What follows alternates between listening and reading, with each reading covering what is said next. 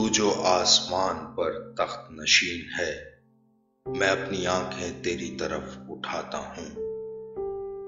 دیکھ جس طرح غلاموں کی آنکھیں اپنے آقا کے ہاتھ کی طرف اور لونڈی کی آنکھیں اپنی بیوی کے ہاتھ کی طرف لگی رہتی ہیں، اسی طرح ہماری آنکھیں خداوند اپنے خدا کی طرف لگی ہیں جب تک وہ ہم پر رحم نہ کرے۔